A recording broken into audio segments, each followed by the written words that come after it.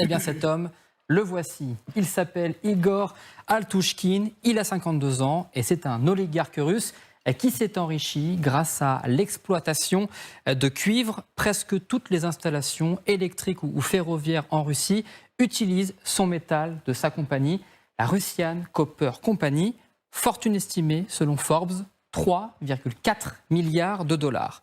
Comme tous les oligarques, c'est un proche de Vladimir Poutine qui lui a décerné par exemple la médaille d'ordre et du mérite de la patrie. Et cet homme est donc en train de recruter des mercenaires pour créer une milice Wagner ou une mini-milice Wagner pour l'instant. Oui, c'est le Moscow Times qui le révèle il y a quelques jours. Le nom de cette unité d'assaut, le bataillon de l'Oural. Sa création est toute récente.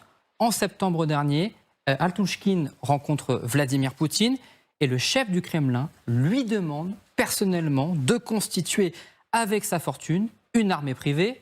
Altushkin accepte. Avait-il seulement le choix? Et voilà que quelques mois plus tard, les premières unités combattent sur le front, en première ligne, plus précisément près de Severodonetsk. Il y a quelques jours, regardez, les journalistes de la chaîne de télévision pro-russe RT ont suivi une unité du bataillon. Et ce qui saute aux yeux, c'est leur équipement. Chars T-72, drones de combat, drones de reconnaissance. Altushkin puise quasi quotidiennement dans sa fortune pour équiper ses hommes. Altushkin fournit le matériel militaire. C'est son bataillon, résume une source au ministère de la Défense russe, au Moscow Times. Et avec notamment des résultats probants selon le Kremlin. Dans cette vidéo publiée hier par le ministère de la Défense russe, on y voit des soldats justement du bataillon de l'Oural récompensés pour, je cite, leur bravoure au combat. Donc Altushkin est-il en train de devenir, posons la question clairement, un concurrent de Wagner et de Prigojine? C'est peut-être son intention, en tout cas celle de Vladimir Poutine. D'ailleurs, au départ, Igor Altushkin avait un plan de recrutement. Comme son modèle Evgeny Prigojine, il aurait tenté de recruter ses hommes dans les prisons russes en leur proposant un salaire et bien évidemment la liberté à la fin de leur contrat, exactement comme le fait le groupe Wagner. Mais justement, Prigojine aurait réussi à interdire la manœuvre, comme ça lui interdit d'ailleurs aujourd'hui. Le bataillon de l'Oural est donc composé aujourd'hui majoritairement de vétérans de l'armée russe. Et ce n'est pas la première fois qu'on apprend que la Russie tente par tous les moyens de diversifier leur recrutement. Souvenez-vous, il y a quelques mois, on apprenait l'existence de la milice patriote, dirigée par le ministre de la Défense russe lui-même, Sergueï Shoïgu, et qui elle aussi est à pied d'œuvre en Ukraine. Quelles sont les ambitions affichées d'Altushkin? Eh bien, ce qui est intéressant, c'est qu'il suit, là encore, les traces d'Evgeny Prigojine. Il nie en bloc être l'homme à l'origine de la création du bataillon. La RCC, la Russian Copper Company, n'ont jamais été impliqués dans la création et le financement d'unités participant à l'opération militaire spéciale, a réagi le groupe de l'oligarque il y a quelques jours. Souvenez-vous qu'Evgeny Prigojine avait lui aussi nié pendant des années être à l'origine du groupe Wagner, avant de finalement le reconnaître en septembre dernier. Oui, on ne sait pas très bien pourquoi. Peut-être que c'est mauvais pour les affaires, mais ça, on en dira un mot. Merci Quentin. Anne, vous aviez entendu parler de cet homme et de cette milice? Non, pas particulièrement, mais l'affaire est tout à fait intéressante et le reportage de Quentin très bien fait parce qu'en fait, ça montre à la fois, ça confirme en réalité les difficultés de recrutement des autorités russes. Et puis, d'autre part, ça montre très bien les réseaux de pouvoir en Russie. Alors, les difficultés, les problèmes d'effectifs, on en parle depuis le début, parce qu'en fait, le début de l'offensive, c'est-à-dire il y a maintenant 14 mois, mais ce qu'on voit, c'est que les autorités russes sont obligées de faire appel à tous ceux qu'ils peuvent recruter, y compris dans les prisons, et y compris par le biais d'oligarques en leur demandant de former des milices. Alors justement, c'est là où c'est intéressant parce qu'on voit bien les réseaux de pouvoir. On sait depuis très longtemps que, à maintes reprises, Vladimir Poutine a demandé aux oligarques de l'aider quand il avait besoin d'une aide financière, matérielle ou autre. Ces hommes lui doivent leur fortune. Ah, ces hommes lui doivent tout. Et ne peuvent pas vivre sans lui, parce qu'on a des cas où ça s'est très mal passé s'ils ont voulu prendre leur indépendance par rapport à Poutine. Et puisque la question que Quentin a posée, avait-il le choix? Ça, c'est une question vraiment intéressante, parce que finalement, qui décide? Est-ce que c'est Poutine, son ministre de la Défense, ou est-ce que ce sont vraiment les oligarques? On peut penser que Poutine est au cœur de toute l'affaire. Et ce qu'il y a d'intéressant aussi dans l'article du Moscow Times que Quentin n'a pas eu le temps de reprendre, c'est qu'on voit que ces hommes, on l'a déjà dit, ils sont en fait très attirés par l'Europe.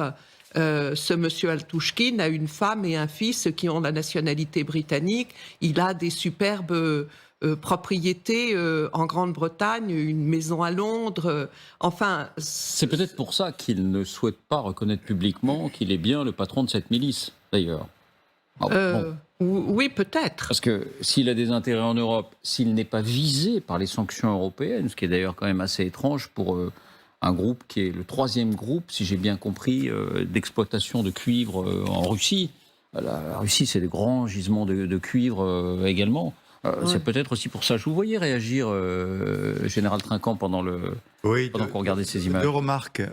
Il y a 250 ans, en France, nous avions un système dans lequel les régiments étaient propriété de leur colonel et qui les mettaient au service. Propriété de leur colonel. Bien sûr, bien sûr. Propriété privée de leur colonel. Oui, si vous voulez, le système à l'époque, c'est que le colonel qui était, alors soit des membres de la famille royale, soit etc., payait complètement le régiment. Et ensuite, il y avait des inspections dans lesquelles on inspectait le régiment et en fonction des effectifs, le roi remboursait une partie des sommes qui étaient données. Donc c'est un peu le même système, hein, d'une certaine façon. Donc on est revenu à un système qui a disparu chez nous il y a 250 ans. Par nécessité. Oui, alors... Non, parce que c'est aussi mais à l'époque, rappelons-le, le roi souhaitait que ce soit des citoyens étrangers qui meurent pour la France et non pas des citoyens français. Donc il louait des régiments suisses, allemands, piémontais, irlandais. Les fameux gardes suisses. Et comme ça, les citoyens français n'étaient pas tenus de faire un service. Bon, donc, mais je ferme la parenthèse. C'est un système qui a disparu depuis longtemps chez nous parce que c'est la nation en armes. Or là, ça devrait être la Russie en armes. Et on voit que la Russie en armes n'y arrive pas. Deuxième remarque, c'est que le mercenariat est interdit en Russie. Je rappelle qu'il y a une loi qui l'interdit. Il est interdit. Il est interdit, totalement. Et donc, c'est pour ça que la négation absolue. Attendez, pas moi. Expliquez-moi. Vladimir Poutine demande à un oligarque qui est son protégé, qui est son obligé de créer une milice privée avec des mercenaires pour aller faire la guerre en Ukraine, alors même que le mercenariat est interdit en Russie. Souvenez-vous, je parle sous le contrôle, mais quand je me souviens très bien de l'image dans laquelle le président Macron dit au président Poutine, mais Wagner, etc., moi, je ne connais pas. Jamais vu. Je ne sais pas ce que c'est. Donc, si vous voulez, le mensonge, on en a souvent parlé sur le plateau, ça fait partie du système. C'est le double langage. Donc voilà. Donc, ce qui m'intéresse dans ce sujet-là, c'est qu'on demande aux oligarques, qui sont des grosses fortunes, de payer en nature, en offrant un bataillon pour la défense de la patrie, parce que l'armée russe a beaucoup de mal à remplir son rôle. Ouais. C'est ça ce qu'il faut voir. Donc c'est une preuve de faiblesse de l'organisation militaire russe que de faire appel à ces mercenaires en faisant payer directement les oligarques. Pierre Sautreuil, donc vous avez travaillé directement sur le sujet. Vous reconnaissez là une pratique finalement relativement courante. Pour moi, c'est absolument dans la logique du fonctionnement des relations entre le pouvoir et l'économie en Russie. C'est-à-dire ça, ce qu'on voit, c'est la version russe de l'impôt sur la fortune. C'est-à-dire que de la même manière que pour les JO de Sochi... Jolie formule. De la même manière que pour les JO de Sochi, plusieurs oligarques, Vladimir Potanin par exemple, avaient versé au pot des centaines de millions d'euros pour construire des routes, des pistes de ski. Quand il y a un grand projet national à porter, il est normal que l'État sollicite les hommes d'affaires. Difficile de parler d'oligarques dans la mesure où les oligarques, ça réfère à cette période des années 90 où effectivement le fait de posséder une immense fortune permettait d'avoir une influence écrasante dans la politique. C'est pas le cas de ces personnes. Ces personnes-là, en fait, sont des hommes d'affaires qui doivent payer leurs cotisations au système et selon les priorités du système dans l'immédiat. Presque des hommes de paille. Presque des hommes de paille. Non, c'est pas des hommes de paille, mais c'est des hommes d'affaires qui opèrent dans un système où à un moment, la règle du jeu, c'est un jour je te demanderai un service. C'est ça. Voilà. Et combien est-ce qu'un mercenaire comme cela est payé par rapport à un soldat de l'armée russe? C'est variable, ça peut être plusieurs milliers d'euros de ce que j'ai lu. Plusieurs milliers d'euros, mais alors que la solde d'un militaire, ça peut être 10 fois moins, ça peut être 10 fois plus pour un mercenaire. C'est inférieur à ça. En tout cas, c'est nettement supérieur à ce que touche un soldat de l'actif. Néanmoins, il y a quelque chose que je veux souligner. Si j'ai bien compris, il ne s'agit pas vraiment d'une société militaire privée qui, on le rappelle, sont illégales en Russie, mais c'est toujours intéressant de voir que le groupe Wagner revendique l'appellation Tcheveka, qui en russe veut dire société militaire privée. Là, dans le cas présent, il me semble plutôt que c'est un groupe de volontaires. Or, la priorité de la Russie actuellement, c'est de ne pas recourir à une mobilisation. On a beaucoup parlé du fait qu'actuellement, il y a tout un durcissement de législation pour rendre plus difficilement évitable la mobilisation. Néanmoins, c'est quand même... la Russie a compris que ça avait un gros coût politique de recourir à la mobilisation. Ça risque de provoquer la contestation. Exactement. Donc, il y a eu un effort pour créer des bataillons de volontaires, ce qui existe depuis l'été 2022. Et là, on est en plein dans le sujet. Là, on est en plein dans le sujet. En fait, ces derniers mois, il y a une volonté de revigorer ce dispositif qui s'était un peu essoufflé vers la fin de l'automne pour un peu remettre une pièce dans la machine. Et ce que vous avez dit est parfaitement vrai, c'est-à-dire que il est de plus en plus difficile de recruter du personnel. Donc, on va solliciter les moyens des oligarques pour payer peut-être des salaires plus élevés pour attirer du personnel qui, jusqu'à maintenant, s'était tenu à l'écart de la guerre. Oui, Jean. Oui, ce n'est pas très cohérent comme système, parce que si on veut mettre à contribution ces grandes fortunes, il suffit de leur prendre l'argent et puis ensuite on le met dans la machine. D'ailleurs, on voit bien, ils utilisent des T-72. Les T-72, c'est pas l'oligarque qui a été l'acheter, je sais pas, au Sud-Soudan, etc. C'est fourni par l'armée russe. Donc dans un point de vue simplement de planification militaire, ça n'a aucun sens. En plus, prendre un bataillon comme ça, qui ne va pas être intégré à une division, c'est quand même extrêmement étrange. C'est pas efficace. D'ailleurs, on voit bien ce qui se passe avec la milice Wagner dans la région de Bakhmout. Ils n'y arrivent pas, et parce qu'ils ne sont pas intégrés à un dispositif plus général. Le but de toute armée, justement, et la grande invention de Bonaparte, ça a été l'état-major qui centralisait l'ensemble des forces. On est à ce moment-là, effectivement, avec l'armée révolutionnaire, d'abord, la nation en armes, puis avec Napoléon, que l'on est sorti de cette vision très, je dirais, moyenâgeuse de l'organisation de l'armée, où c'était finalement les seigneurs qui rendaient hommage au roi et fournissaient des armes et des militaires au roi.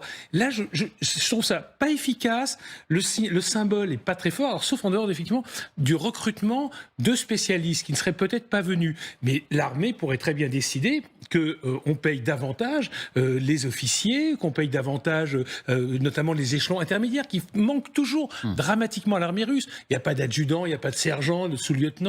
Ça manque dramatiquement et cela, on pourrait les payer davantage. Jean est en train de monter une société de conseil à Vladimir Poutine sur l'armée russe. Vous y prenez mal. Écoutez-moi et ce sera plus efficace. Oui, Jean, je voulais vous montrer ce petit...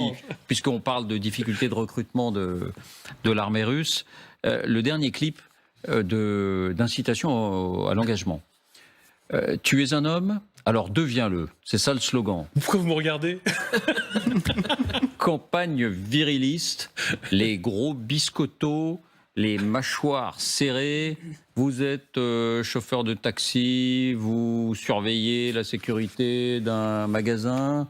Non, engagez-vous dans l'armée. Regardez quelques extraits.